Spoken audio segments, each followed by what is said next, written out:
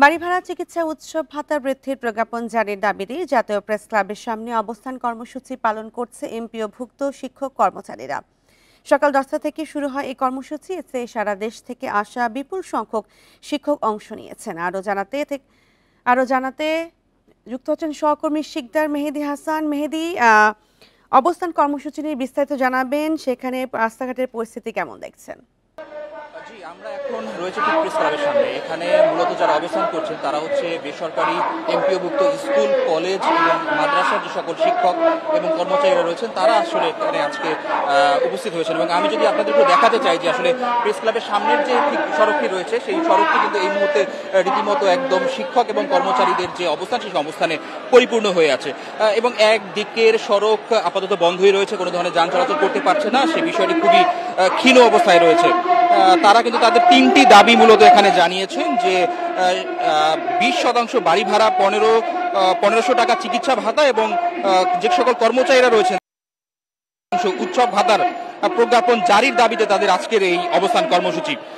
এবং এই জন্য তাদের একটি জোট রয়েছে, বেসরকারি এমপিওভুক্ত জাতীয়করণ প্রত্যাশী জোট। সেই জোটের পক্ষ থেকেই মূলত আজকের এই অবস্থান কর্মসূচি। এবং তাদের যিনি সদস্য সচিব রয়েছেন দেলোয়ার হোসেন আজিজি, তিনি কিছু সময় আগেই কিন্তু বক্তব্য দিয়েছেন আমাদেরকে এবং তিনি সেখানে জানিয়েছেন, খুব স্পষ্ট করে জানিয়েছেন যে মন্ত্রণালয় থেকে এর আগেও তারা যখন আন্দোলন করেছিলেন তাদেরকে আশ্বস্ত করা হয়েছিল, তাদেরকে সচিবালয়ে ডাকা হয়েছিল, কিন্তু সেই অনুযায়ী কোনো প্রত্যাশাই তাদের আসলে পূরণ করা হয়নি। বরঞ্চ তাদের যে দাবিগুলো তার বিপরীতে মাত্র 500 টাকা আসলে বৃদ্ধি করে একটা প্রজ্ঞাপন জারি করা হয়েছে, যেটি তাদের জন্য একটি প্রহসন বলে তারা আসলে দাবি করছেন। অন্যদিকে এই যে তাদের যে দাবি, সেই দাবি পূরণ না হওয়া পর্যন্ত কিন্তু তারা আসলে এখানে অবস্থান করবেন এবং লাগাতার কর্মসূচি তারা এখানে ঘোষণা করছেন। বিশেষ করে আজকে রাতেও তারা এখানে অবস্থান করবেন, যদিও তারা সরকারকে কিন্তু আজকে সন্ধ্যা পর্যন্ত সময় বেঁধে দিয়েছেন যে সন্ধ্যার মধ্যে যদি এই প্রজ্ঞাপন জারি করা না হয় তাহলে তারা এখানে রাতে অবস্থান করবেন। এবং আগামী মঙ্গলবার থেকে সারা বাংলাদেশে শিক্ষা প্রতিষ্ঠানগুলো রয়েছে সেগুলো তারা কার্যক্রম বন্ধ করবেন বলে কিন্তু তারা হুঁশিয়ারি দিয়েছেন সরকারকে।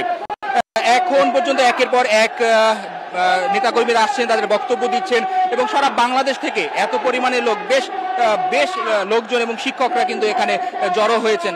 আপনি দেখতে পাচ্ছেন যে আসলে রাস্তার উভয় দিকটাই কিন্তু এখানে আসলে স্টাক হয়ে আছে, কোনো ধরনের যান চলাচল করতে পারছে না। আমরা যদি একটু পুলিশ সদস্যদের কথায় যেতে চাই, তাদের এই অবস্থান কর্মসূচির জন্য কিন্তু পুলিশের সদস্যদেরও যথেষ্ট অবস্থান এখানে রয়েছে এবং আমরা একটি জল কামানের উপস্থিতিও কিন্তু এখানে দেখতে পেয়েছি যে কোনো সময় যে কোনো ধরনের যদি কোনো অপ্রীতিকর ঘটনা ঘটে তাহলে আসলে সেই ঘটনাটিকে প্রতিরোধ করার মতো যে অবস্থান বা যে সক্ষমতা সেটি তারা কিন্তু আসলে তাদের যে প্রস্তুতি সেই প্রস্তুতি তারা রেখেছেন। আর এছাড়া আসলে এর আগে 13ই আগস্ট 2025 সালেও কিন্তু তারা তাদের এই একটি সমাবেশ করেছিল। সেই সমাবেশে তারা তাদের এই দাবিগুলো জানিয়েছিল, যখনই আসলে সেখান থেকে সচিবালয়ে যে শিক্ষা উপদেষ্টা আছে শিক্ষা উপদেষ্টার কাছে তারা গিয়েছিলেন এবং তারা তাদের দাবিগুলো তুলে ধরেছেন, জানিয়েছিলেন।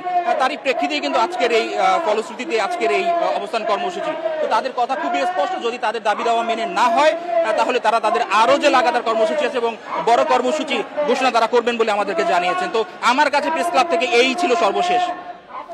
এমপিওভুক্ত শিক্ষক কর্মচারীদের অবস্থান কর্মসূচি হচ্ছে প্রেস ক্লাবে এবং সেই বিষয়ে জানাচ্ছিলেন সহকর্মী মেহেদি হাসান।